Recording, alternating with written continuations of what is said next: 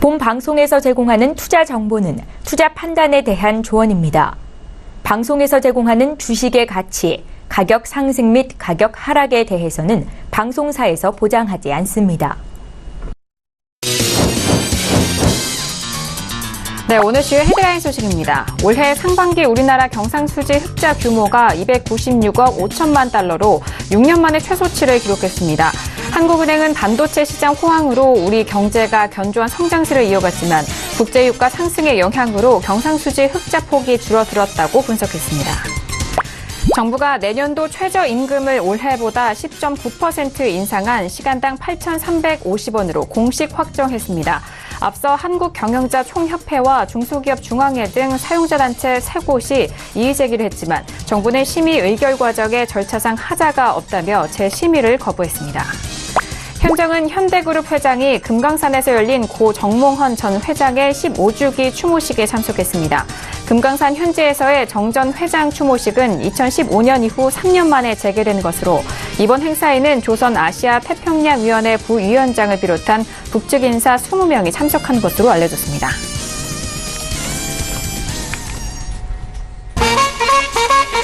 네, 안녕하세요. 평택전남 정석투자 MC 김은혜입니다. 자, 오늘은 한 주간의 마무리가 되는 금요일장입니다. 8월에 들어서고 난 이후에 정말 하루하루 시장 참 좀 고민이 많으셨을 것 같은데요. 자, 오늘 우리 시장은 전일 시장에 이어서 오늘도 상승으로 마무리가 된 상황입니다.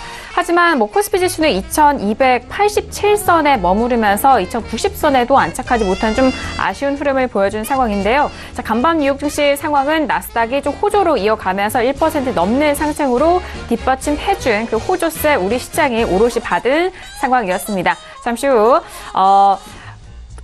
스튜디오에 나오시는 분들과 함께 시황 분석 다시 한번 좀 탄탄하게 도와드리도록 하겠고요. 그리고 한 주간의 또 정리와 그리고 다음 주의 전망까지도 함께 도와드리도록 하겠습니다. 자, 그럼 오늘 시장에 대한 시세 다시 한번 정리합니다. 시세 보시죠.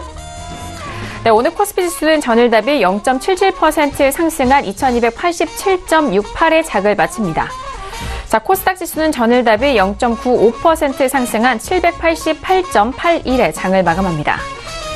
유가증권 시장에서는 외국인 홀로 순매수, 반면 개인과 기관은 동반 순매도 이어갑니다. 코스닥 시장에서는 개인 홀로 순매수, 반면 기관과 외국인은 동반 순매도 이어갑니다. 코스피 시가총액 상위 종목도 확인합니다. 삼성전자와 SK하이닉스 연일 상승을 이어가면서 삼성전자는 45,750원에 SK하이닉스는 83,300원에 장을 마칩니다. 자, 코스닥 시가총액 상위 종목도 확인합니다. 셀트론 헬스케어는 오늘 약보한 마감으로 93,200원에 마감이 됐고요. CJ E&M은 연일 상승세 이어가면서 239,800원에 장을 마칩니다.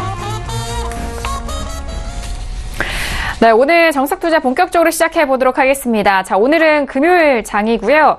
자, 저희가 이번 주에 개편을 맞이해서 새롭게 단장한 모습으로 여러분들 찾아가는 만큼 오늘 금요일 시간도 새롭게 단장을 했습니다. 자, 오늘의 1교시 바로 들어가 볼 텐데요. 자, 오늘의 1교시는 거시적 경제 시간입니다. 자, 오늘 금요일은 참 특별한 날인데요. 매일 또 화상으로 여러분들 찾아갔었던 두 분 직접 스튜디오에 나오셨습니다. 오늘은 평택중넘 정우영 대표님과 봉주천생 이강민 전문가님 함께합니다. 두 분 어서 오세요. 네, 안녕하세요. 네, 반갑습니다. 네, 반갑습니다. 자, 매일같이 또 화상으로만 인사를 나눠봤는데 금요일장 다시 또 스튜디오에 나오셔서 많은 시청자분들이 참 반가워하실 것 같은데, 자, 먼저 정우영 대표님 먼저 인사 말씀 먼저 들어볼까요? 네, 제가 개편되기 전에 작년 12월부터는 스튜디오 방송이 없었어요. 올해 2월이었죠. 그때 이제 녹화로 한번 방송한 거 외에는 지금 거의 한 7개월 만에 다시 나오는데 스튜디오에 나오니까 좋네요. 앞으로 제가 금요일에도 아주 좋은 내용을 전달해 드리겠습니다. 알겠습니다. 학과장님이시잖아요. 학과장님이 직접 스튜디오 나와주셨기 때문에 오늘장 마무리 아주 탄탄하게 이루어질 것 같습니다. 자, 그리고 어제장에도 함께 했었던 봉주 선생 이강민 전문가님도 나오셨는데요. 자, 1교시 같이 하시는데 인사 말씀 들어볼까요? 네. 네, 금요일에도 또 뵙게 됐는데요. 금요일은 방송 내용이 조금 색다르기 때문에 조금 더 편안한 방송이 될 것 같고요. 오늘도 좋은 내용을 전달하도록 열심히 노력하겠습니다. 네, 알겠습니다. 자, 이렇게 두 분과 함께 금요일 코너 말씀을 드렸는데 1교시 거시적 경제라고 말씀을 드렸습니다. 자, 그동안 한 주간의 증시에 영향을 준 이슈 점검과 그리고 한 주간의 시황 분석을 이 두 분과 함께 해볼 텐데요. 자, 먼저 학과장 정우영 대표님, 이번 한 주간의 증시를 좀 되돌아볼까 합니다. 이번 주는 우리 시장 어떻게 분석하실까요? 네, 저는 추세에 대해서는 뭐 계속 같은 얘기를 했습니다. 이 방송을 보신 분들은 잘 아시겠지만, 저는 쉽게 말을 바꾸지 않습니다. 상황이 달라지면, 수정은 되더라도, 말을 바뀌지 않는다는 걸 잘 아실 겁니다. 그래서 추세는 뭐 큰 변동이 없는데, 아무래도 이제 추세가 이제 변동이 없는데, 그거를 매번 얘기하는 건 의미가 없잖아요. 그래서 금요일 시간에는 주간의 어떤 흐름 그리고 특징 이런 것들 이제 정리해서 말씀드리겠습니다. 오늘 코스피부터 요약해서 말씀드린다면 네. 결국은 코스피는 이제 혼조세였어요. 혼조세 구간에서 상단과 하단 부딪혔고 이제 변곡점을 직면했다. 이게 포인트입니다. 상당히 중요한 변곡점입니다. 그리고 코스닥 같은 경우에는 반등을 하긴 했는데 21선도 회복을 못했어요. 상당히 약하다는 거죠. 그래서 상대적으로 이제 그나마 코스피는 21선 회복했는데 이것도 못했다. 이건 상당히 의미가 있고요. 제가 이제 차트를 통해서 좀 더 여러분들이 이해하기 쉽도록 전달해 드리겠습니다. 차트 잠깐 보시겠습니다. 네. 먼저 코스피예요. 코스피가 이제 이번 주만 보면 한 이 정도죠. 근데 이제 위아래 좀 혼조세가 있었습니다. 좀 더 크게 보겠습니다. 3일 정도 좋았다가 어제 나빴었다가 오늘 그냥 살짝 좋았는데 거의 혼조세예요. 그리고 이걸 좀 더 크게 보겠습니다. 자, 7월 5일 저점부터 보면 이제 이런 흐름이에요. 그러니까 대략 약 한 달을 봐도 지금 누가 봐도 어떻습니까? 방향성이 없죠. 위로 가는 것도 아니고 더 깨지는 것도 아니고. 자, 한 달을 봐도 그렇고요. 일주일 봐도 그렇습니다. 좀 더 크게 보여드리겠습니다. 이게 한 달이에요. 한 달 동안 보면 어떻습니까?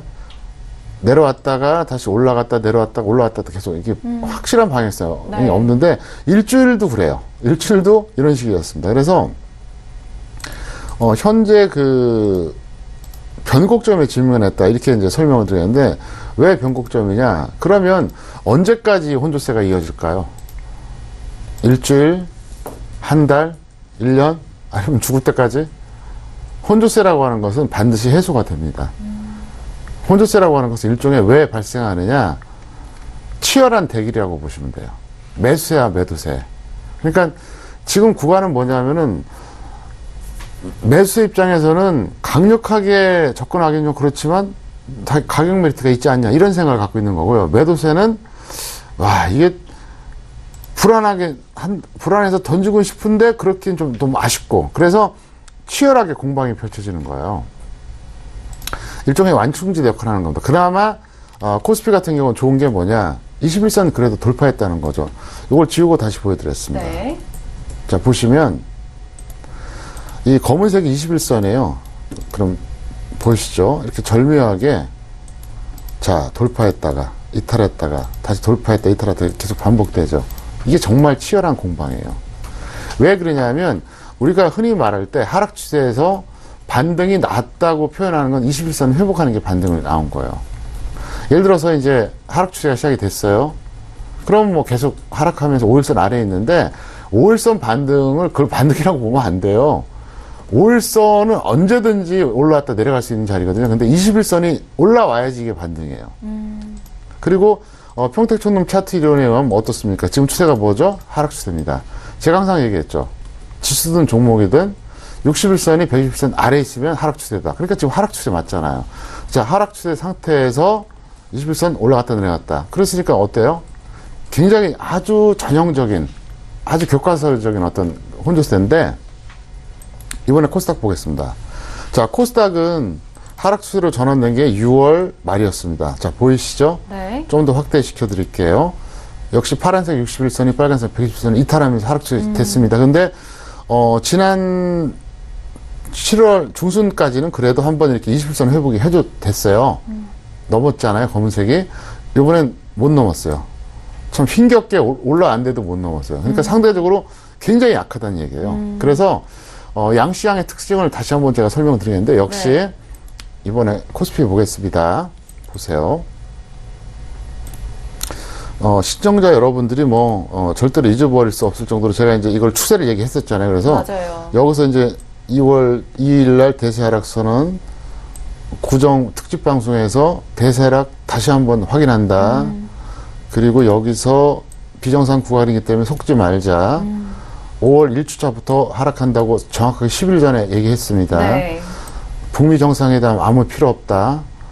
2400선 회복 안 될 것이다. 안 됐어요. 그리고 7월 초순에 일단 하락 멈출 것이다.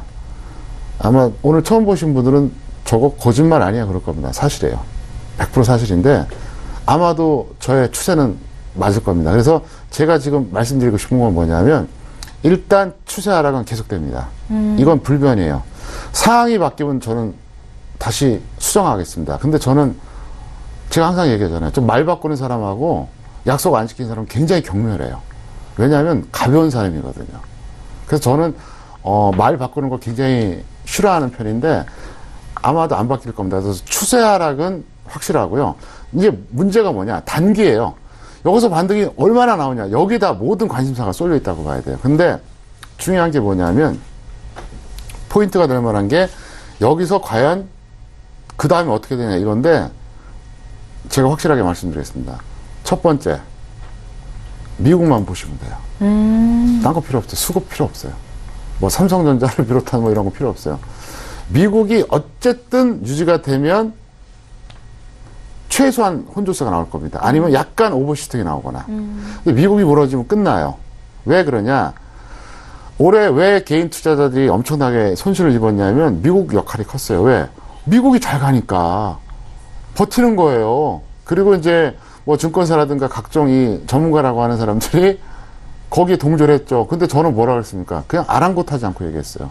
그렇기 때문에 미국 하나만 보시면 되는 거예요. 네. 그래서 미국이 만약에 무너지면 급락 나온다. 미국이 어쨌든 여기서 조금이라도 더 올라가거나 버티면 버티면 우리나라 혼조세 더 올라가면 반등이 좀 이어질 것이다. 이 정도 말씀드리겠고요. 코스닥 또 한 말씀 드리면 네. 간단합니다. 제가 분명히 3, 4월에 뭐라 그랬습니까? 지금은 코스피가 더 약하지만 언젠가 때가 되면 코스닥이 더 무너질 것이다. 딱 그러고 있잖아요, 지금. 객관적으로 증명이 되고 있잖아요. 21선 회복도 못 했잖아요. 근데 이게 하락할수록 가속화될 겁니다. 그리고, 요번 주간에 관련된 건 이제 요 정도로 간단하게 설명드렸고요. 어쨌든 제가 이따가 마지막 코너에서 이제 다음 주 전략할 때 그때 아주 놀라운 얘기를 해드릴 테니까 예, 끝까지 시청하시길 바라겠습니다. 네, 알겠습니다. 코스닥과 코스피에 대한 전체 차트 보여드리면서 이 전에 또 추세적으로 어떤 흐름이었는지도 함께 보기 도와드렸고요. 일단 미국에 계속적으로 달려있는 것 같습니다. 지금 미국이 좀 견조하게 버티고 있는 상황 속에서 우리 시장이 이러한데 버텨준다면 혼조세 내지 좀 살짝의 오버슈팅 나올 수가 있는데요. 하지만 무너졌을 때는 더욱더 큰 추세 하락이 좀 전망이 되는 것 같습니다. 자, 그러니까 이번 한 주간의 코스피와 코스닥 양시장에 대해서 다시 한번 좀 정리와 분석을 도와드렸고요. 그렇다면 이번 한 주도 정말 많은 이슈들이 나온 상황인데, 자, 이슈 점검에 있어서는 봉주 선생 이강미 전문가님과 함께 해보도록 하겠습니다. 자, 일단 1교시가 거시적 경제인 만큼 이번 한 주 이슈는 어떤 이슈들이 올라왔을까요? 네, 이번 한 주 동안도 상당히 많은 이슈들이 있었는데요. 그 중에서 세 가지 정도를 골라봤습니다. 그래서 첫 번째로는 국민연금의 스튜어드십 코드 도입 결정, 이걸 골라봤습니다. 그래서 사실 이 부분에 대해서는 뉴스로 많이 보셨을 거예요. 아마 내용에 대해서는 잘 아실 겁니다. 기관 투자자들이 한마디로 말해서 기업의 경영에 어느 정도 참여를 하겠다, 그런 건데요. 국민연금 자체가 이걸 결정했다는 게 시장에서 굉장히 큰 이슈를 불러왔던 그런 상황입니다. 사실 국민연금의 어떤 우량주들에 대한 지분 구조를 보면은 상당히 좀 파급 효과가 있지 않을까, 그렇게 생각을 하는데요. 가까운 예로 삼성전자만 보더라도 최대 주주가 국민연금이죠. 그렇기 때문에 국민들은 그동안에 어떤 기업들의 그동안의 어떤 그 흐름의 이런 것들을 조금 바꿀 수 있는 그런 것들에 대한 기대를 하는 것 같습니다. 그리고 국민연금에 대해서 국민들이 걱정하는 게 사실 그거지 않습니까? 기금의 어떤 그 자금의 또 뭐 고갈이라든지 이런 것들에 대해서 걱정을 하는데요. 그래서 그런 부분이 좀 해소되지 않을까 그렇게 생각을 하는 것 같습니다. 아무래도 국민연금이 기업들의 경영에 참여하면서 어떤 배당 요구라든지 또 이런 것들을 요구를 한다고 하면은 수익성이나 이런 부분들에서 개선될 가능성이 상당히 있다 그렇게 평가를 하는 것 같은데요. 이 부분은 역시 그 긴 흐름을 지켜봐야 하겠지만은 좋은 면도 있겠지만은 또 그 안 좋은 면도 있지 않을까. 그래서 아마 그 좋은 면과 좋지 않은 그런 면들이 언젠가 좀 부각이 될 것 같은데요. 그래서 뭐 확실하게 지금 이게 좋다 나쁘다 그렇게 말하기는 좀 어려울 것 같습니다. 그래서 상황을 조금 더 지켜봐야 할 것 같고요. 시장에서 기대하는 건 그런 것들입니다. 배당 요구라든지 이런 것들이 일어나면서 그런 주식들의 주가 상승으로 인해서 코스피가 다시 한번 상승하지 않을까 그런 기대감을 하는 것 같습니다. 그런데 그런 부분들은 사실 지금 현재 시장의 흐름을 보면은 그런 것들은 좀 어렵지 않나 생각을 하고요. 과거 그 영국의 사례와 일본의 사례를 비교를 하는 그런 분들도 계십니다. 그런데 영국이 2010년에 도입을 했었고요. 일본 같은 경우에는 2014년에 도입을 하면서 도입 이후에 시장의 흐름이 상승했었죠. 그래서 그런 부분들에 대한 기대감을 하는 것 같습니다. 영국 같은 경우에는 2010년에 도입을 했다고 말씀드렸고요. 일본은 2014년입니다. 가만히 생각해 보시면은 그 제도를 도입하지 않았어도 시장이 그냥 상승하던 시기였습니다. 2009년에 글로벌 증시가 저점을 기록하고 상승을 하기 시작했었지 않습니까? 그래서 가만히 있어도 상승할 수 있는 그런 흐름에서 이 제도가 그냥 도입됐다 그 정도로 보시면 될 것 같고요. 2014년 같은 경우에는 일본 같은 경우에는 역시 그 아베노믹스가 2012년 이후에 시작됐지 않습니까? 그래서 시장에 엄청나게 돈을 찍으면서 유동성이 풀려서 시장이 상승한 것이지 어떤 이런 그 제도가 만들어져서 상승했다고 보기에는 상당히 어려운 면이 있거든요. 그래서 그런 부분을 생각하기에는 조금 어려운 면이 있다 그렇게 볼 수가 있겠습니다. 그래서 어떤 투자자들이나 또 시장 그리고 뭐 기관들이 내놓는 그 이 제도에 대한 그 평가 이런 것처럼 단기에 시장이 상승할 만한 그런 요인은 좀 부족하다 그렇게 볼 수가 있겠고요. 역시 시장을 움직이는 건 유동성입니다. 현재 한국 시장에 자금이 외국인들의 자금이 들어와서 시장을 계속해서 이렇게 상승을 견인할 수 있느냐 그렇지 않느냐 그런 문제가 시장을 움직이는 것이지 어떤 제도를 만들었다고 해서 단기에 이게 어떤 큰 효과를 가져오기는 조금 어렵다 그렇게 볼 수가 있겠습니다. 그래서 현재 상태에서는 이 스튜어드십 코드를 도입을 결정했다고 해서 뭐 확실한 시장의 어떤 그 상승 모멘텀이 되거나 그러기는 좀 어렵다 그렇게 평가를 하고 있습니다. 두 번째 이슈는 역시 G2의 무역 분쟁을 골라봤는데요. 트럼프 대통령은 뭐 한 주면은 수많은 그 어록들을 쏟아내죠. 그래서 네. 이번 주에도 많은 말씀을 하셨는데 그 중에 하나가 그 로버트 하이저죠. 미 그 무역 대표부 대표에게 중국산 제품 2천억 달러에 달하는 그 중국산 제품에 대한 관세를 기존의 10%에서 25%로 인상하라 그런 그 지시를 했다 그런 뉴스가 나왔습니다. 그래서 이 뉴스 자체는 굉장히 좀 시사하는 바가 크지 않나 생각을 합니다. 사실 한국 같은 경우에는 굉장히 조금 그 불편해할 수 있는 그런 뉴스이기도 하고요.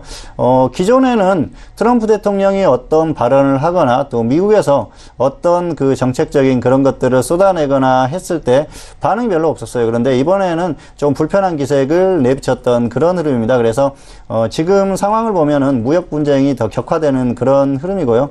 사실 미국하고 중국하고 무역 분쟁을 계속 지속하게 되면 결국 손해를 보는 쪽은 중국이 되지 않을까 생각을 합니다. 이 무역 분쟁이라는 게 쉽게 끝나기도 힘들고요. 중국이 사실상 미국에게 납작 엎드리는 그런 자세를 취하지 않는 이상 계속될 가능성이 상당히 높다고 생각을 합니다.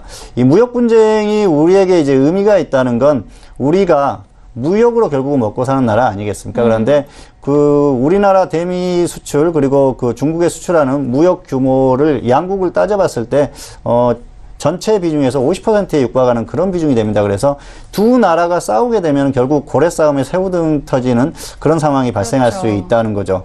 미국 같은 경우에는 직접적으로도 한국의 제품, 뭐 차강 제품이나 이런 데 관세를 부과하고요. 태양광 같은 데도 뭐 세이프가드 같은 걸로 괴롭히는 그런 흐름이지 않습니까? 그래서 직접적으로도 괴롭히지만은 중국과의 이 무역 전쟁을 했을 때는 중국이 결국은 피해를 입을 가능성이 높다는 거죠. 관세를 부과하고 중국의 어떤 그 수출에 이런 활로를 막고 이런 흐름이 생겼을 때는 한국 같은 경우에는 중국의 반제품을 수출하는 그런 상황 아닙니까? 그래서 중국이 완제품을 만들어서 미국에 수출하는 상황이기 때문에 그런 부분들의 피해를 입을 수밖에 없다는 거죠. 그리고 중국도 상황이 안 좋아지면 한국에 또 직접적인 또 압박을 가할 수가 있다는 겁니다. 그래서 그런 부분들이 상당히 좋지 않게 다가올 가능성이 높다, 그렇게 보고 있고요. 역시 그런 부분들을 종합해서 생각을 해봤을 때는 이 G2의 무역전쟁은 꾸준히 지켜봐야 할 그런 상황이라고 생각하고요. 사실 이 문제가 단기에 그냥 끝나는 그런 흐름이라고 하면은 크게 걱정할 필요가 없습니다. 그런데 장기적으로 갈 수밖에 없는 그런 이유를 분석해보면은 역시 경제적인 측면도 있습니다. 미국이 그동안 중국과의 그 무역에서 엄청난 그 적자를 보고 있었지 않습니까? 그래서 그런 것들을 해소하려는 그런 움직임들이 나오고 있는 것은 분명합니다. 그래서 물론 실질적인 이익을 보려고 하는 그런 측면도 있겠죠. 그래서 중국과 어떤 그 교역이나 이런 부분에서 상당한 압박을 가하고 또 이렇게 관세를 부과하면서 압박을 하지 않습니까? 그리고 뭐 트럼프 대통령이 5천억 달러까지 확대할 수 있다, 그런 발언도 했었지 않습니까? 그래서 점진적으로 그런 것들이 이루어질 가능성이 있을 수도 충분하다, 그렇게 생각을 합니다. 트럼프 대통령의 성향을 봤을 때는. 왜냐하면은 경제적인 측면에서 미국이 이익을 보는 측면도 있지만 트럼프 대통령 같은 경우에는 정치적인 측면에서도 이런 것들을 활용을 한다는 것이죠. 뭐 북한 문제도 그렇고요. 중국과의 이런 그 교역이나 이런 것들에서 내가 미국을 위해서 정말 힘을 쓰고 있다, 열심히 노력하고 있다, 그런 부분을 부각시키면서 11월에 있을 뭐 중간선거라든지 또 2년 후에 있을 대선이라든지 이런 것까지 계산을 하면서 계속해서 이슈를 계속 부각시켜야지 본인의 어떤 그 정치를 잘하고 있는 그런 모습들이 부각이 될 거 아니겠습니까? 그래서 그런 부분들을 계속 이슈를 만들고 부각시킬 가능성이 높기 때문에 그런 부분들이 상당히 우려가 된다, 그렇게 볼 수가 있겠고요. 한국 같은 경우에는 역시 중국과 미국의 싸움은 결국은 한국에 피해가 올 수밖에 없다, 그런 것들을 당연히 생각을 할 수밖에 없겠죠. 그리고 현재 상태에서도 직접적인 압박이 가해오고 있고요. 그리고 중국이나 미국이나 어떤 그 무역 분쟁으로 인해서 피해가 발생했을 때는 결국은 한국에 피해가 올 수밖에 없기 때문에 자연스럽게 한국 같은 경우에는 좋지 않은 흐름이 나올 가능성이 상당히 높다, 그렇게 보고 있습니다.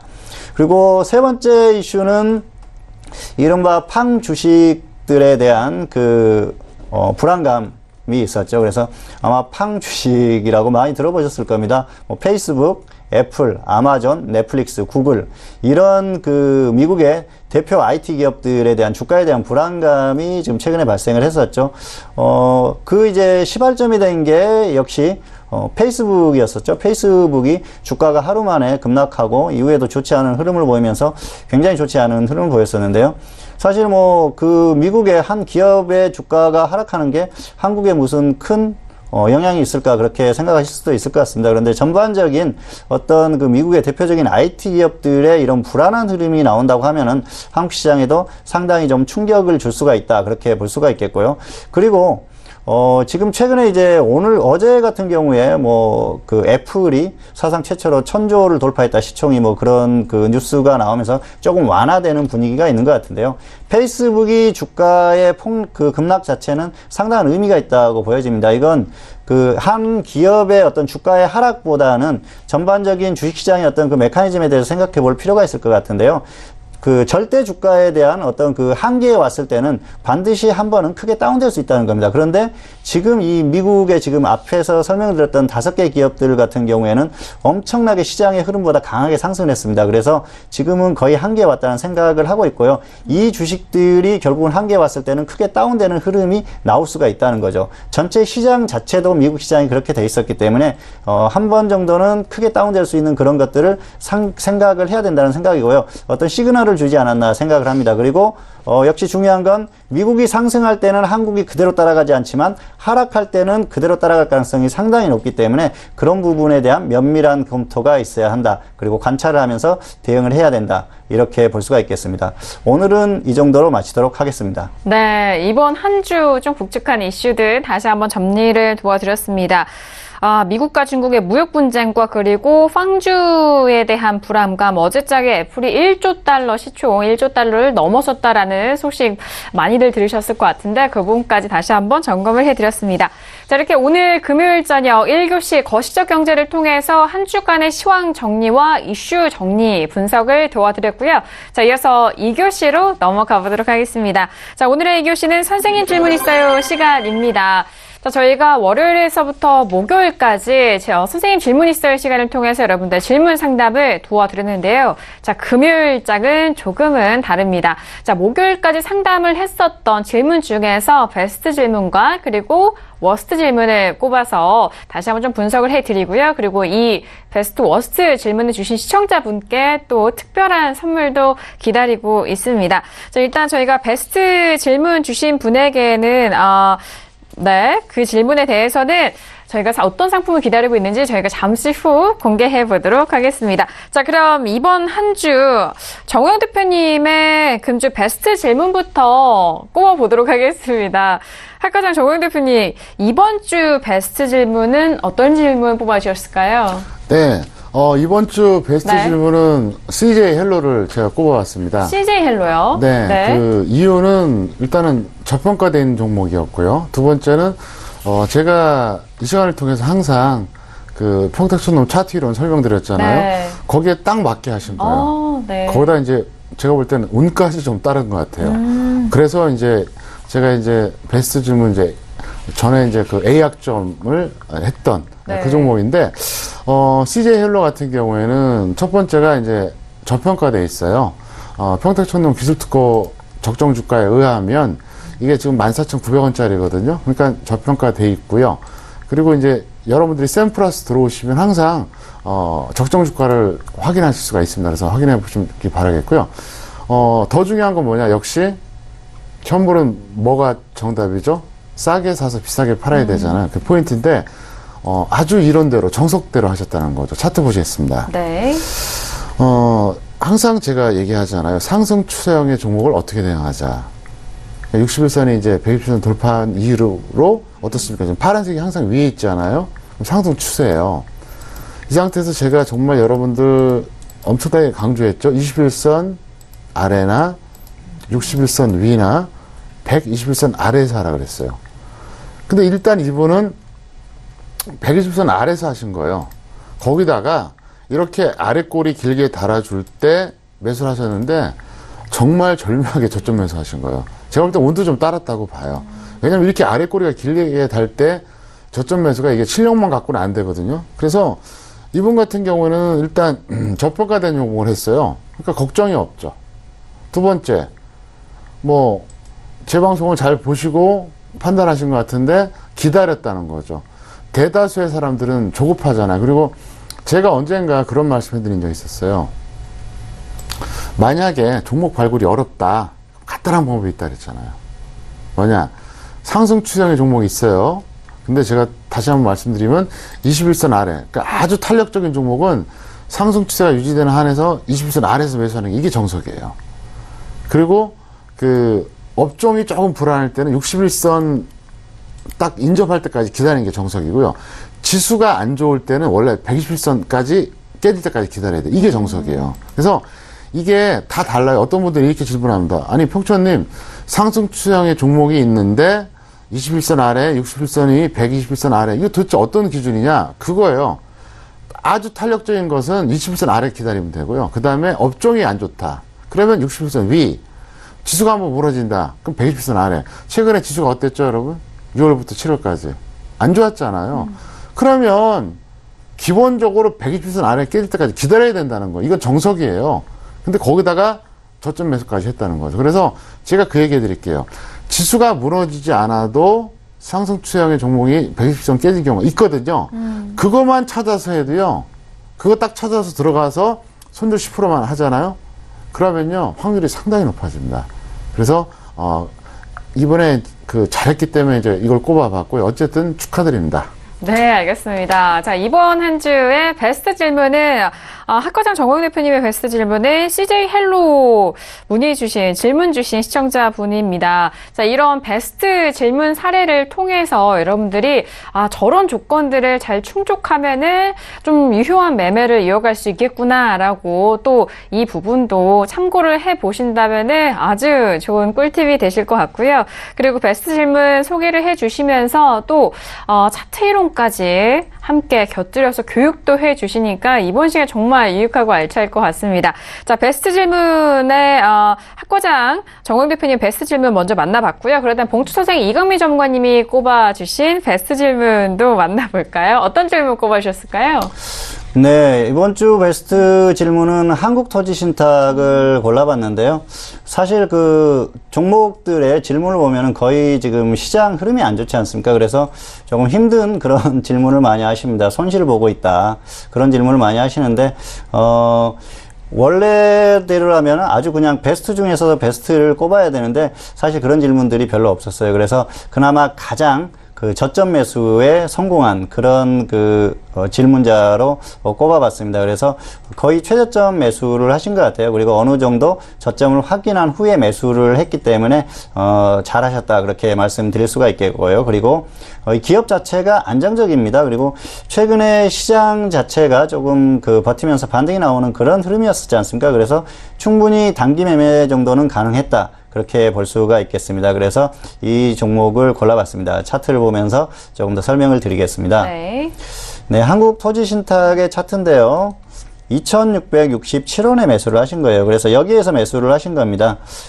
사실 지금 종목의 추세는 많이 방송을 보신 분들은 아실 겁니다. 여기에서 하락 전환을 해서 계속 고점 이후에 하락하고 있어요. 그래서 추세적으로는 하락하고 있는데 지금 하락 추세는 우리가 어떻게 하자고 그랬죠? 5일선이 21선을 돌파할 때 매수를 하자고 그랬었지 않습니까? 그래서 정석대로라면 여기서 매수를 했어야겠죠. 그런데 이 부분에 대해서 이제 좋게 본 건 저점을 기록하고 반등이 일단 조금 나왔습니다. 그리고 나서 살짝 눌림목을 줄 때 매수를 하셨다는 겁니다. 사실 하락 추세이기 때문에 여기가 정확한 눌림목이라고 볼 수는 없습니다. 적어도 상승이 어느 정도 나왔다가 꺾였을 때 조금 눌림목을 줄 때 매수를 해야 되는데 그렇게까지는 아니지만 시장의 흐름이 지수가 어느 정도 버티면서 반등이 나오려는 흐름이었었기 때문에 종목들에 대한 반등에 대한 기대감을 가질 수가 있거든요. 그리고 추격 매수를 보통은 이렇게 가고 나서 추격 매수라는 분들이 많은데 이렇게 위에서 잡지 않고 아래에서 가격이 눌렸을 때 매수를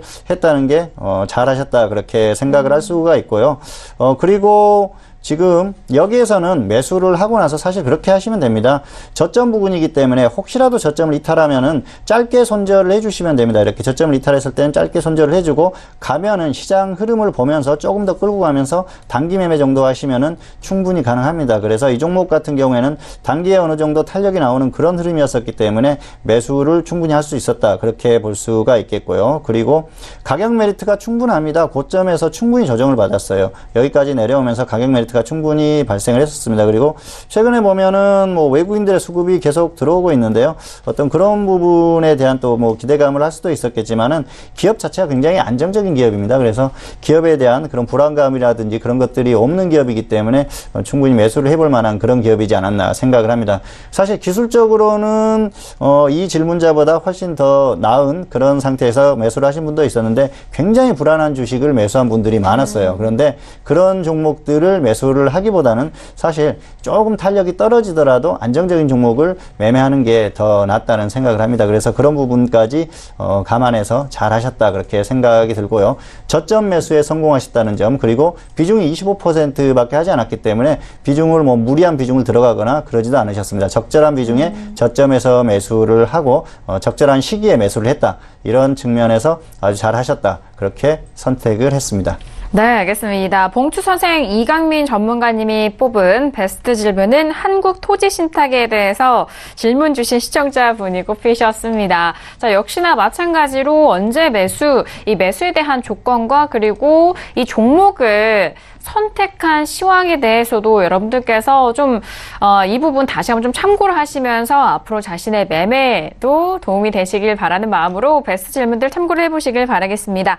자, 이렇게 베스트 질문을 만나봤는데 그렇다면 좀 아쉽게도 워스트 질문으로 꼽힌 질문들도 만나보도록 하겠습니다. 자, 금주의 워스트 질문인데요. 학과장 정호영 대표님이 뽑으신 네. 워스트 질문 네. 어떤 질문일까요? 네. 메디프론이에요. 네.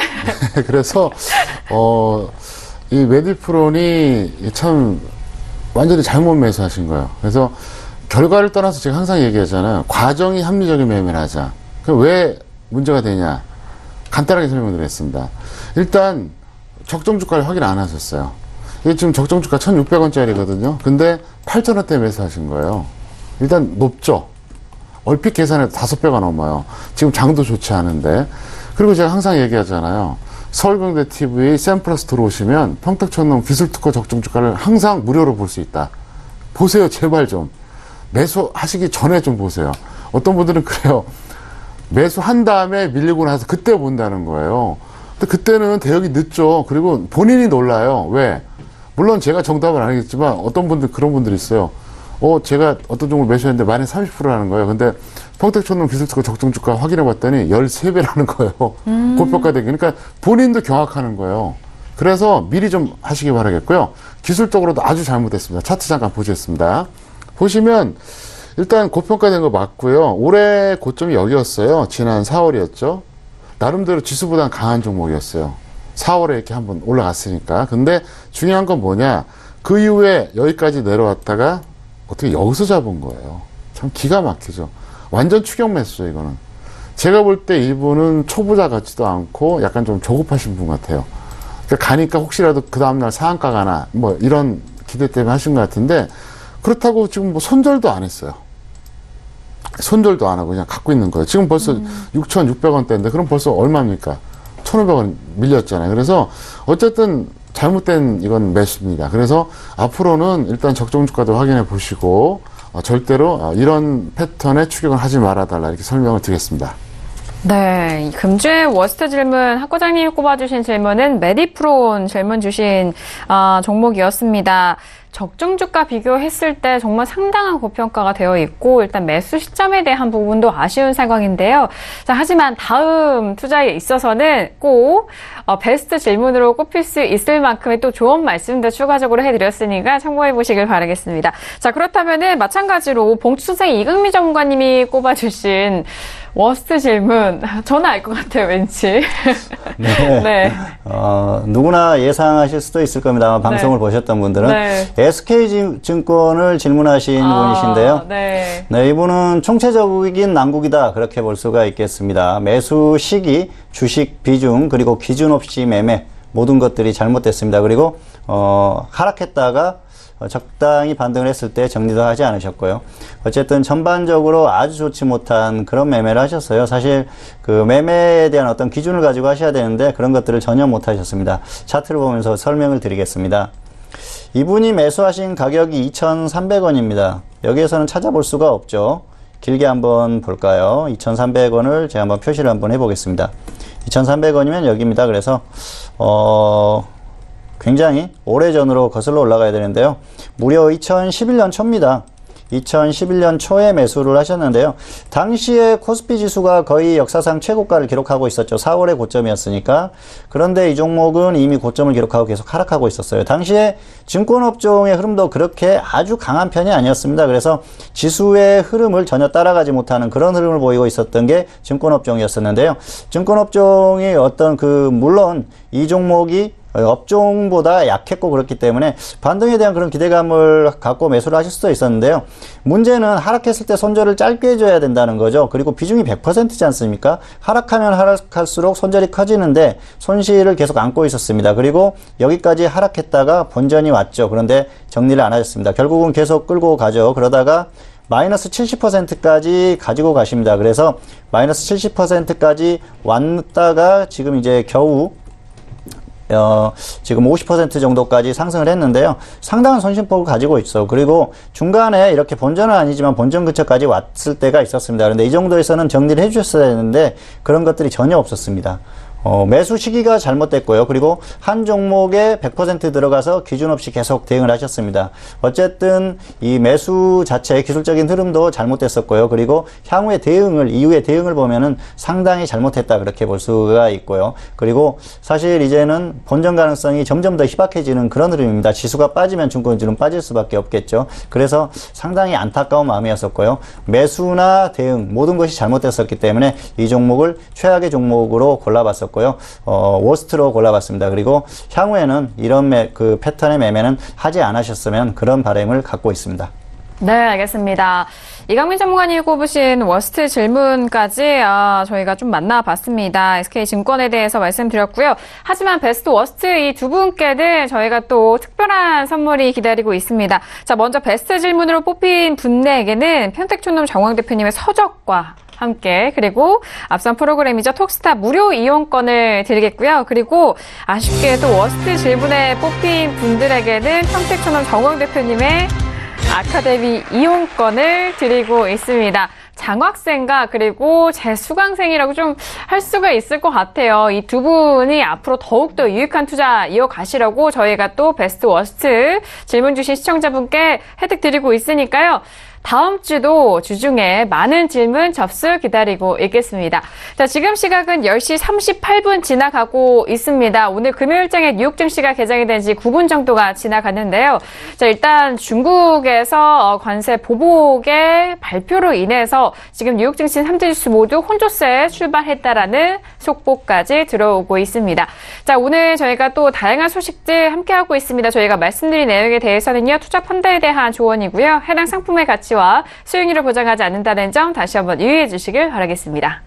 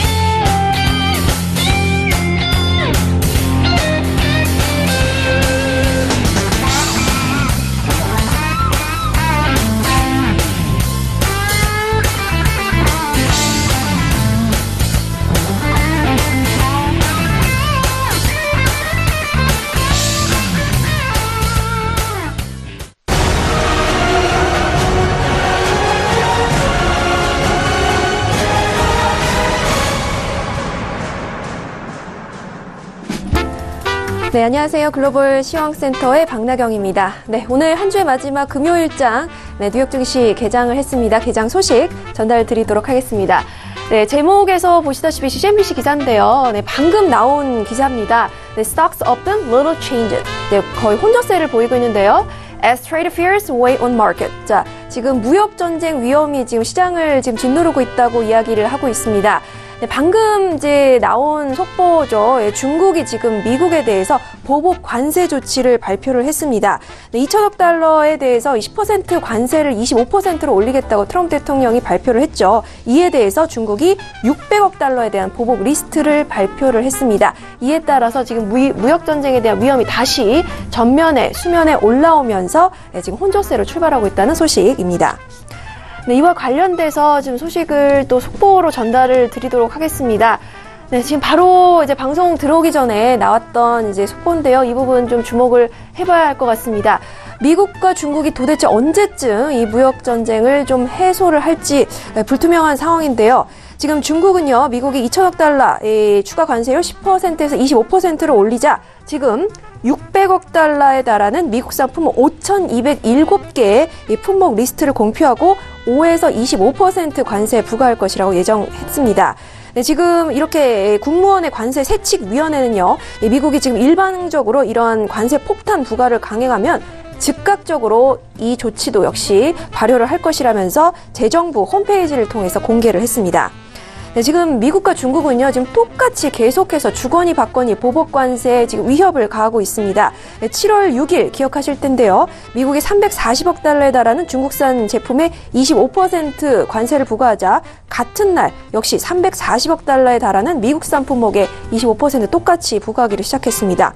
또 이어서 160억 달러에 달하는 중국산 품목에 대해서 이 고율 관세 부과 검토를 끝냈다라는 상태로 중국은요, 이 조치가 시행되면 똑같이 역시나 미국산 160억 달러 품목 리스트를 공표를 이미 하겠다면서 이 발효에 대한 언급을 했습니다. 지금 미국 상무부는요, 미국은 반복해서 합의된 사항을 뒤집으면서 무역 전쟁을 가속화하고 있고 이 세계 무역기구 WTO 규칙을 심각하게 위반하고 있다면서 이같이 경고를 했습니다. 네, 그리고 또 다른 소식입니다. 지금 투자자분들 아무래도 지수 관련해서 7월에 이 고용 지표 많이들 결과 기다리셨을 텐데요. 네, 발표가 됐습니다. 지금 미국 노동부는요, 지난 7월에 이 비농업 일자리가 15만 7천 개 늘어났다고 지금 발표를 했습니다. 네, 그리고 전달에는요, 21만 3천 개였고, 또 블룸버그의 전망치는 19만 개였습니다. 이 전망치보다는 좀 낮은 수준인데요. 고용이 여전히 견조한 모습을 보이지만 올해 상반기 유지해온 속도보다는 다소 좀 둔화됐다는 소식을 전했습니다. 그렇기 때문에 또 실업률은요, 전달에 4.0%에서 3.9%로 지금 하락을 했고, 50년간 지금 최저 수준을 유지를 하고 있는 상황입니다. 지금 이런 고용 지표가 왜 중요한지 여러분들 많이 알고 계실 테지만요. 이 세계 경제의 견조함을 보여주고 또 연준의 금리 인상에 대한 단서를 제공해주기 때문에 많은 전문가들과 투자자들이 좀 집중하고 있습니다. 네, 그리고 지금 시간당 평균 임금이 전달 대비로는 0.3% 그리고 전년 같은 기간에 비해서는 2.7% 각각 상승을 했습니다. 역시 이 부분은 또 시장의 기대에 부합했다는 소식인데요. 네, 지금 임금 상승률은 이 고용과 또 인플레이션의 연결고리 역할을 하기 때문에 이 정책 당국이 주목하는 지표입니다. 지금 지난달에 지금 미국의 고용 시장의 일자리 창출이 좀 다소 이제 금융 시장의 기대에 좀 못 미쳤지만 이전 수치들이 좀 상향 조정이 되면서 이 실망감을 좀 제한했다는 소식입니다. 지금 또 실업률, 임금 상승세, 또 이런 전문가 예상치와 좀 일치했다는 소식이고요. 네, 지금 이런 부분에도 이제 주목을 하고 계시겠지만 앞서 말씀드린 바와 같이 미국과 중국의 무역 전쟁 계속해서 좀 이어지는 만큼 언제쯤 좀 EU처럼 좀 해결 국면으로 조금씩 접근을 하게 될지 아직은 좀 불투명한 상황입니다. 이 부분에 대해서 좀 더 지켜봐야 할 상황인 것 같고요. 또 지금 또 말씀드린 바와 같이 고용 지표도 여러분들 투자하는 데 있어서 좀 많은 참고가 되셨으면 좋겠습니다. 네, 이상 글로벌 시황센터 박나경이었습니다. 네, 글로벌 시황센터 연결해서 현재 구간의 뉴욕 증시 개장 소식과 이슈를 점검을 했습니다. 자, 지금 일단 금요일장이 마무리가 된 상황인데 앞서서 정영 대표님도 거론을 해주셨다시피 미국 시장에 따라서 우리 시장의 움직임 참 중요하다라고 말씀하셨는데 일단 미중 무역 분쟁 계속적으로 좀 악화되고 있잖아요. 네. 다음 주 어떻게 보실까요? 네, 미국 시장 같은 경우는 썩 좋게 보고 있지는 않고요. 한국 시장 포인트를 말씀드리겠습니다. 다음 주는 3차 하락과 혼조세 절대 변곡점이에요. 무슨 얘기냐? 여기서 잘해야 혼조세고요. 아니면 3차 하락 나옵니다. 딱 20초만 차트 보여드리겠습니다. 네. 이때가 1차 하락입니다. 지난 1월 말에서 2월 초까지였죠. 이때가 2차 하락이었어요. 그러면 다음 주는 어떻게 되느냐? 3차 하락이 나오거나 기껏해야 혼조세라는 겁니다. 그래서 저는 현재 총 하락을 10단계까지 보고 있는데 현재가 2.5단계입니다. 굉장히 중요한 말 하고 있어요, 지금. 잘 참고하시길 바라겠습니다. 네, 알겠습니다. 자, 일단 현재 미국 증시에 대한 속보 내용과 점검을 해드렸고 다음 주 우리 시장에 대해서 어떻게 대응해야 될지 전망까지 대표님을 통해서 들어봤습니다. 자, 오늘 금요일장까지 정말 다양한 소식들 여러분들과 함께 했고요. 오늘 특별하게 평택저널 정원 대표님과 그리고 봉천차의 이강민 전문가님과 함께 했습니다. 자, 함께 해주신 두 분과는 여기서 인사 나누도록 하겠습니다. 두 분 오늘 말씀 감사합니다. 감사합니다. 네, 오늘도 다양한 소식 여러분들과 함께 했습니다. 저희가 말씀드린 내용에 대해서는요, 투자 판단에 대한 조언이고요. 해당 상품의 가치와 수익률을 보장하지 않는다는 점 다시 한번 유의해 주시길 바라겠습니다. 자, 평택금융 정석투자 오늘 저희가 준비한 소식과 내용은 여기까지고요. 저희는 다음 주 월요일 정웅 대표님과 함께 돌아오도록 하겠습니다. 함께 해주신 여러분 오늘도 고맙습니다.